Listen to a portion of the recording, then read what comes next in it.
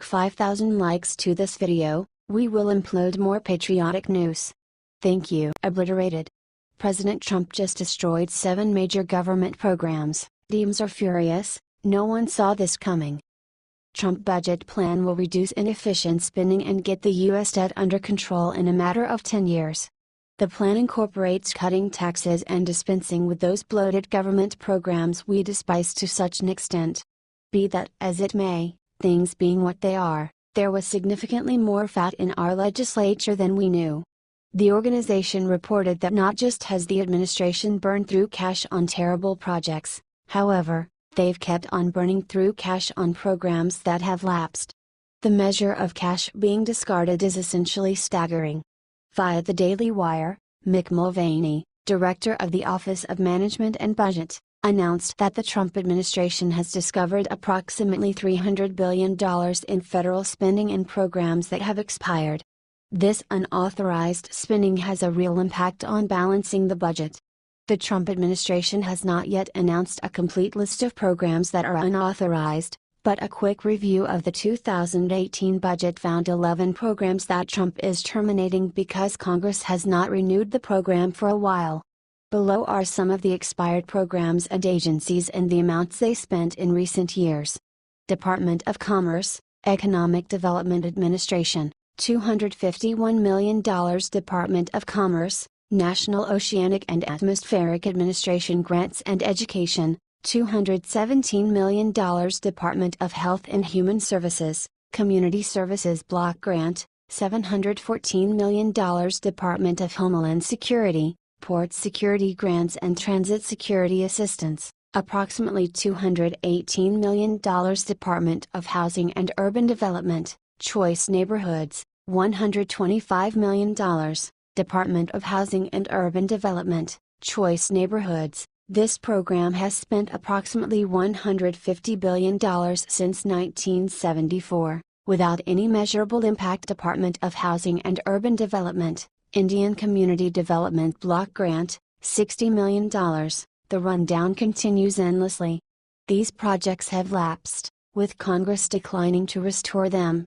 However, money was all the while streaming into them, with everybody looking the other way. Large portions of these projects have not been demonstrated to try and be successful. In any case, your cash would finance them, in any case. That is the way our administration's been working for a considerable length of time. Zero responsibility. Zero outcomes. Maybe now, with a genuine leader in the White House, this sort of bloated spending will be conveyed to an end. What do you think about this? Do not hesitate and write your thoughts in the comment section below. Thank you for reading. T Patriot Journal.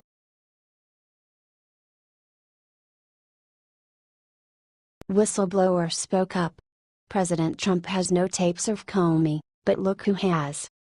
Donald Trump has remained blunt stage in front of each fake scandal James Comey has tossed at him. What's more, it would appear that he may have been correct, once more. How about we recap? Comey offered to testify about Trump out in the open, and Trump recommended that there may be tapes of their discussions.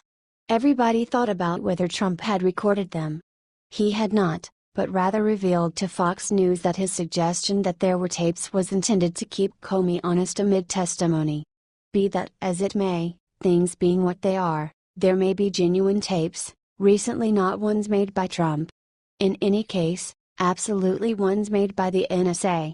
Via Conservative Tribune, one former National Security Agency whistleblower believes that Trump might well have more conversations with Comey on record than his statements let on. In a Sunday interview, William Binney said it was very likely, in fact, most likely that the NSA had recorded telephone conversations between the president and James Comey. On the off chance that the name William Binney doesn't sound familiar to you, it should. He's the person who quit the NSA in 2001, in light of the fact that he thought the office was abusing the U.S. Constitution with its listening stealthily on U.S. natives. He's presumably the most prominent informant alive behind Edward Snowden. He's profoundly incredulous of Obama.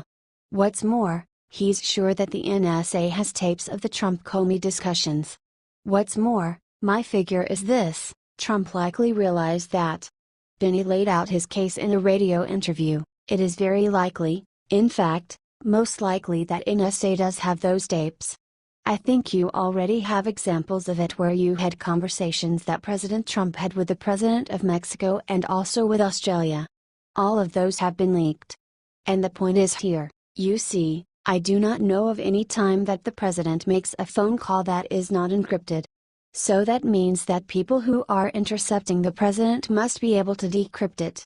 And the people who provide the encryption and the keys to the systems to be used are NSA. Trump made the claim about tapes for one principal reason: he wanted to keep Comey honest. In any case, he didn't need to have recorded the tapes himself. He could without much of a stretch have made his tape assert, knowing full and well that another person was tuning in. Trump might be correct, once more. What do you think about this? Do not hesitate and write your thoughts in the comment section below. Thank you for reading. H.T. Conservative Tribune.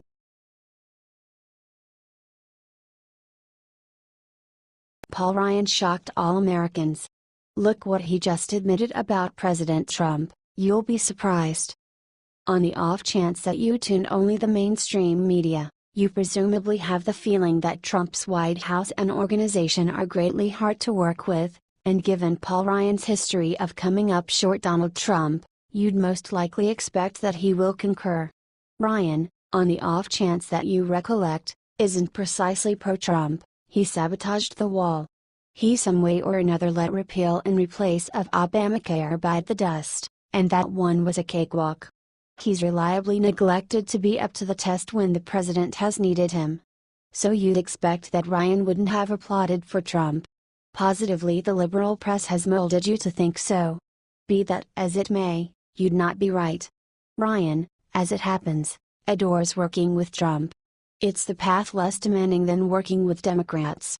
Via MSN, Speaker Paul Ryan claims that it is easier to have a Republican in the White House rather than a Democrat, despite some of the legislative challenges his party has faced so far this year. In a new interview on Fox News' Fox and Friends, the Wisconsin Republican was asked if it was not necessarily easier to have President Trump in the White House.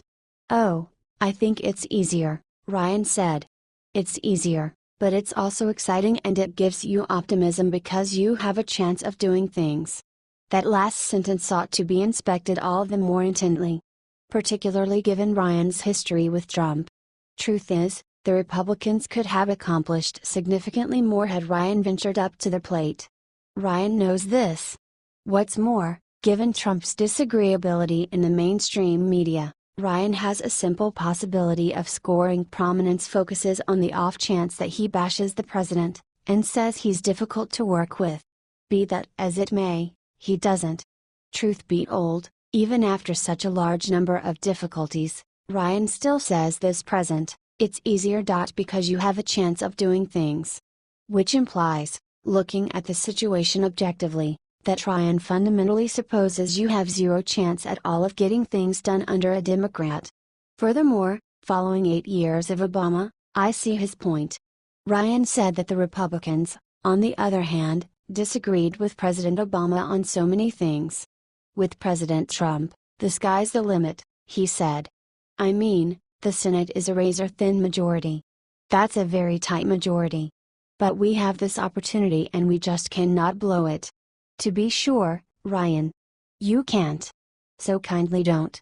What do you think about this? Do not hesitate and write your thoughts in the comment section below. Thank you for reading. HTMS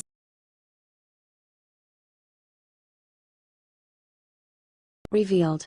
Fox uncovers lawless and illegal Democrat plan to steal the midterm election, you'll be shocked. Democrats are frantic nowadays. They have almost no political power. So they are compelled to take exceptional measures to hook back a shred of their control. However, up until this point, in the period of Trump, they are losing. They can't win elections, in light of the fact that most Americans are tired of them. All in all, what is their plan? Import outsiders and make them Americans. That'll work. Via Fox News, 21 cities, several of them sanctuary cities, have pledged to make 1 million immigrants American citizens by the end of 2017. The Naturalize Now initiative is aimed at preventing illegal immigrants from deportation under the Trump administration.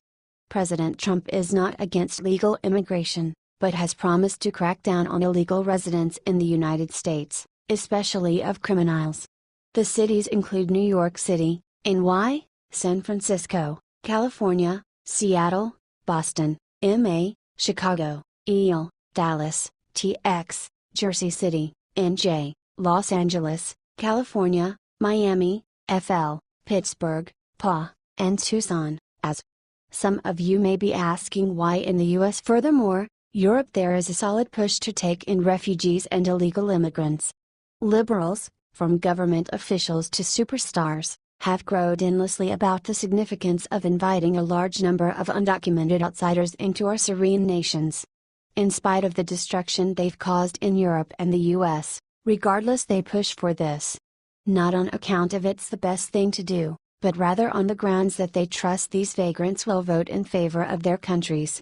Democrats accept in the event that they keep up the shocking illegal immigrant circumstance, those illegals that make it over, and are not murdered or enslaved by the drug cartels, will in the long run vote Democrat. Why? They don't have the foggiest idea.